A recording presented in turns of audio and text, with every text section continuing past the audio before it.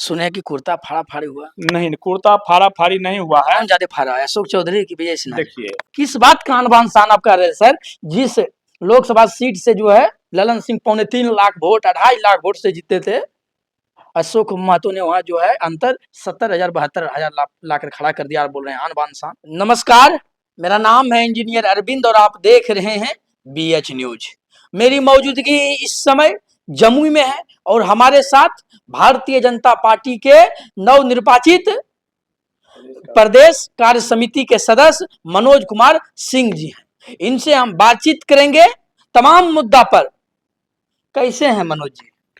सबसे पहले आपकी चैनल के माध्यम से और आपको मैं नमस्कार करता हूं, प्रणाम करता हूं, और इस चैनल से जितने लोग दर्शक हैं उनको भी मैं अभिनंदन चंदन वंदन करता हूं। आपको भी जो है हम शुभकामनाएं देते हैं कि आपके राजनीतिक कैरियर जो है दिन दुगना और रात चौगुना बढ़े। बहुत बहुत धन्यवाद अरविंद जी। मनोज कुमार सिंह आज जो है प्रदेश कार्य समिति के सदस्य हैं। क्या बैकग्राउंड रहा, क्या राजनीतिक कैरियर रहा है भारतीय जनता पार्टी में? मेरा राजनीति से मैंने सबसे शुरुआत किया था तो मुझे अंगुली पकड़ करके सबसे पहले दायित्व दिया गया सिकंदरा प्रखंड में पंचायत अध्यक्ष का। तो पंचायत अध्यक्ष का दायित्व निर्वहन ईमानदारी पूर्वक मैंने काम किया। वहाँ से मैं फिर बैक नहीं हुआ, वहाँ से मैं आगे बढ़ते चले गए। कई पदों का निर्वहन किया, 2 टर्म युवा मोर्चा में रहे, प्रखंड में युवा मोर्चा में रहे, फिर प्रखंड में उपाध्यक्ष रहे, विसूत्री का सदस्य रहे, फिर किसान मोर्चा के महामंत्री रहे, फिर किसान मोर्चा के जिला अध्यक्ष रहे, फिर किसान मोर्चा में बिहार प्रदेश के मंत्री बन गए, बांका जिला का प्रभारी हुए, जहानाबाद जिला के क्या कहते हैं सदस्यता प्रभारी हुए। इसी बैकग्राउंड को देखते हुए मैं शीर्ष नेताओं को आभार प्रकट करता हूं, मुझ पर विश्वास जताए हैं माननीय प्रदेश अध्यक्ष दिलीप जायसवाल जी, माननीय डिप्टी CM विजय कुमार सिन्हा जी, माननीय डिप्टी CM सम्राट चौधरी जी, माननीय महामंत्री राधा मोहन शर्मा जी, माननीय प्रदेश के उपाध्यक्ष अनिमिका पासवान जी। उनकी भावनाओं पर मैं ठेस पहुंचने नहीं दूंगा। अपने ईमानदारी पूर्वक मैं संगठन में जो दायित्व मिला है उसमें काम करते रहूंगा। देख रहे हैं कि आपके जो है आवास के बाहर लगभग जो है 200 की संख्या में लोग आए हैं आपको जो है बधाई देने के लिए। कैसा महसूस होता है? देखिए, भारतीय जनता पार्टी में मुझे नहीं लग रहा था कि मैं भी बिहार प्रदेश का प्रदेश अध्यक्ष जी के टीम में काम कर सकूंगा, और भारतीय जनता पार्टी में लाइन की अंतिम पंक्ति वाले व्यक्ति को भी सपना साकार हो जाता है। जब मुझे टेलीफोन आया कि मुझे मनोज जी से बात हो रही है, तो जी सर मनोज जी से बात हो रही है, तो आप बिहार प्रदेश कार्य समिति का सदस्य माननीय प्रदेश अध्यक्ष ने आपको मनोनीत किए हैं, सो पटना में ज्ञान भवन में बैठक है, इस बैठक में आपको आना है। तो यह टेलीफोन सुन करके अपने को हृदय में है हमारे फूल नहीं समा रहे थे। बहुत लोग को मैंने जानकारी नहीं दिया था, जब बाद में बैठक के बाद जानकारी जब दिए तो आज बधाई देने के लिए सैकड़ों लोग, समर्थक, शुभचिंतक सब लोग आए हैं। कहा जाता है कि भारतीय जनता पार्टी में जो RSS में होता है वही आगे बढ़ता है। तो क्या आप RSS से जुड़े हुए थे? लोहंडा कॉलेज में आए थे प्रशिक्षण देने के लिए रामविलास जी, वो मेरे गांव भी आए थे। हमारे किसान परिवार से हम बिलोंग करते थे, खरिहाने में आए थे, तो लाठी डंडा लेकर के हमको चलाने के लिए सिखा रहे थे। तो वही प्रशिक्षण दे करके कहे कि लोहंडा कॉलेज में आप आइए। 100 रुपया उस समय या 150 रुपया का फीस था। लोहंडा कॉलेज में हम जा करके उनके साथ संस्कार प्राप्त किए, RSS का अनुशासन, अनुशासित आचरण, सहनशीलता, शालीनता वाणी को हर हमेशा दिल में धारण करते हुए, और उसी का परिणाम है जो कि भाजपा में मैंने कभी बैक नहीं हुआ, आगे बढ़ते चले गए। सुने कि कुर्ता फाड़ा फाड़ी हुआ। नहीं, कुर्ता फाड़ा फाड़ी नहीं हुआ है। कौन ज्यादा फाड़ा है, अशोक चौधरी की विजय सिन्हा? देखिए, NDA में कोई दरार नहीं है, जो थोड़ा बहुत होता है अशोक चौधरी मंत्री महोदय से कुछ मिस हुआ है। जब भी कहीं कोई कार्यक्रम होता है तो सत्ता पक्ष का हो या विपक्ष का हो, वहाँ के स्थानीय विधायक को आमंत्रित करनी चाहिए। अशोक चौधरी जी से आमंत्रित करने में वो भूल कर गए प्रहलाद जी को। प्रहलाद जी को उनको आमंत्रित करनी चाहिए, लेकिन आमंत्रित वो नहीं कर करके कार्यक्रम वहाँ किए। इसी के लिए उनको विधानमंडल का जब भाजपा एनडीए का बैठक हो रही थी, उसी में डिप्टी सीएम ने इस बात को प्रस्ताव को रखे तो थोड़ा सा आक्रोश में अशोक चौधरी जी आए। तो फिर वहाँ अपने विकास पुरुष नीतीश कुमार जी ने अशोक चौधरी की उंगली दिखाए कि बैठने का काम कीजिए, या इनका कथन सही है और एनडीए मजबूती से चुनाव लड़ेगा और कोई फर्क बिहार में नहीं पड़ने वाला। कल जो है तेजस्वी यादव बोले हैं कि लिख लीजिए, लखीसराय से विजय कुमार सिन्हा हारेंगे। अगर तेजस्वी यादव जी चुनाव लखीसराय विधानसभा चुनाव लड़ना चाहते हैं तो हम उनका जोड़ा एक बार बूथ अध्यक्ष भाजपा जो होता है ना, उनको हम लड़ा देंगे और उनको हरा देगा, वो उनको हरा देगा। लखीसराय में उनका क्या क्षमता है, पूरे बिहार में क्या क्षमता है? उनके पिताजी को मैंने देखा, उनकी मम्मी को देखा, उनकी बहन को देखे, उनके मामा श्री को देखे, सबको तो मैंने देखा। वह हाँ, एक चीज में वो बड़ी हैं, नरसंहार कराने में बहुत माहिर है, जातीय उन्माद का जहर देने में वो बहुत ही माहिर है। वो काम तो भाजपा का नहीं है, वो काम विजय कुमार सिन्हा में नहीं है। आप कहते हैं कि तेजस्वी यादव कुछ भी नहीं है बिहार में।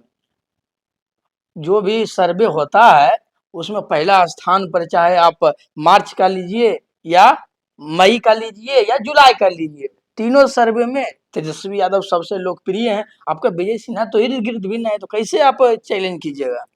देखिए, तेजस्वी यादव नोमी फैल व्यक्ति है।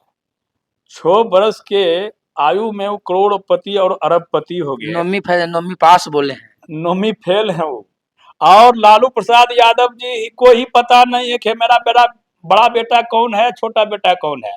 नहीं तो नॉमिनेशन जो एक मंच पर भाषण दे रहे थे तो उसको आप निकाल सकते हैं, तो उनको ही पता नहीं कि हमारा बड़का बेटवा कौन है, छोटका बेटवा कौन है। उनका काम यही है कि दूसरे घर के नारी को ला करके अपमान करना। यह विजय कुमार सिन्हा में कदापि नहीं हो सकता है। वैसे व्यक्ति को बिहार से बाहर हो जाना चाहिए।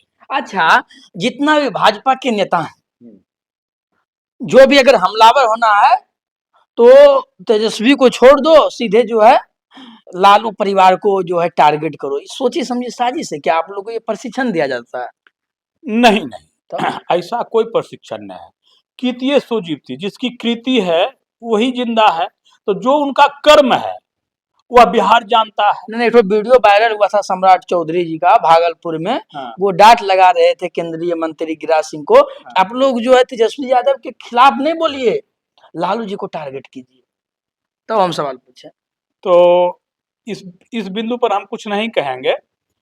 ललन सिंह कहते हैं कि जो उनके खिलाफ चुनाव लड़ते हैं या प्रचार प्रसार करते हैं उनको जो है टारगेट में ले लेते हैं। काहे इतना खिसियाल हैं प्रहलाद यादव के खिलाफ ललन सिंह? प्रहलाद यादव जी से ललन बाबू का कोई चिढ़ नहीं है और ना तो कोई राजनीतिक झगड़ा है। प्रहलाद यादव जी उनको कुछ समय में भी मदद किए हैं, ऊपर ललन बाबू भी जानते हैं।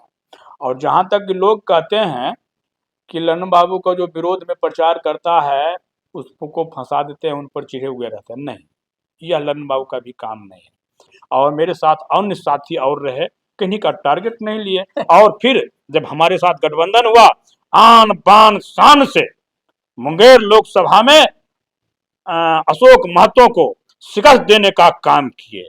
आन बान शान से? आन बान शान से। किस बात का आन बान शान आप कर रहे हैं सर? जिस लोकसभा सीट से जो है ललन सिंह 3.25 लाख वोट, 2.5 लाख वोट से जीते थे, अशोक महतो ने वहां जो है अंतर 70,000 72,000 लाकर खड़ा कर दिया और बोल रहे हैं आन बान शान। देखिए, अशोक महतो और लालू प्रसाद यादव जी 24 में भी जहर का, जातीय जहर बोने का काम किया, लेकिन बिहार की जनता परख लिया। उसी तरह से कुछ लोग दिग्भ्रमित हो गया था। तब हम लोग तो जमुई लोकसभा का वोटर थे, वहां खूंटा गाड़ दिए। सभी एनडीए के विधायक, मंत्रीगण, बाहर के कार्यकर्ता वहां जाकर करके एक एक मतदाता से मिले और वोट देने का काम नरेंद्र मोदी जी को पुनः स्थापित करने के लिए, कि पाकिस्तान को मुंह तोड़ जवाब देने के लिए वोट देना है ललन बाबू को। अशोक महतो बार बार जो है अपने बयान में कहते हैं कि हम चुनाव हारे नहीं हैं, हमें जो है हराया गया है प्रशासन के द्वारा। अभी तो प्रशासने को बता रहे हैं ना। अब जो चुनाव फिर 24 वाला 25 वाला वो हारेंगे ना, तो अब क्या बोलेंगे उन्हीं से पूछिएगा। अरे वो तो दम भर रहे हैं कि अगला लोकसभा का चुनाव भी हम मुंगेर में लड़ेंगे ललन सिंह के खिलाफ, और आप 24-25 की बात कर रहे हैं। 29 में वो उनकी राजनीति डेट हो जाएगी, खत्म हो जाएगा। खत्म। यानी राजद तभी जिंदा है जब लालू चारा घोटाला के मुख्यमंत्री जिंदा है और अंगूठा छाप मुख्यमंत्री माननीय राबड़ी देवी जी जिंदा है। वो दोनों समाप्त होने के बाद परिवार ही साफ हो जाएगा, तो चुनाव लड़ेंगे कहां से भाई। तो जिसका सबसे ज्यादा बिहार में लोकप्रियता है तेजस्वी यादव, तो वो पार्टी को नहीं चला सकते हैं।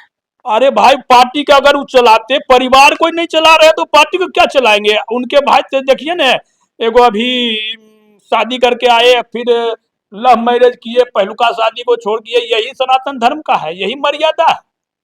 अरे परिवार को चलाना, अभी लालू जी जिंदा है ना, तो परिवार को दोनों देखेंगे। तो लालू जी भी कहाँ बेटा को संभाले, उस पुतौ को कहाँ कहेगी। कहते लव मैरिज, अरे ये रघुवंशी कहलाते हो, कृष्ण भगवान ऐसा किए हैं कहें मर्यादा के खिलाफ। कृष्ण भगवान तो कहते हैं कि जो जैसा करेगा वैसा हम करेंगे, लेकिन लालू प्रसाद यादव तो कहते हैं मुझे सत्ता में रहने दो। जनता के यादव जी के बीच में कहते हैं अरे हम ही एगो है मुख्यमंत्री लायक। तो यादव जी भी समझ गया कि ना, आप सिकंदरों के यादव मुख्यमंत्री बनेगा, आप ही बेटवे बनेगा, आपका नोमी फेले व्यक्ति बनेगा। अरे यादव में भी ग्रेजुएशन किए हुए हैं, ग्रेजुएशन वाला व्यक्ति क्यों नहीं बनेगा भाई। नेताजी आपकी पार्टी कहती है हम यादव को मुख्यमंत्री बनाएंगे, यादव को जितना हिस्सेदारी है उतना तो टिकट मिलता ही नहीं, तो आप लोग कहां से बात कर रहे हैं मुख्यमंत्री बनाने की।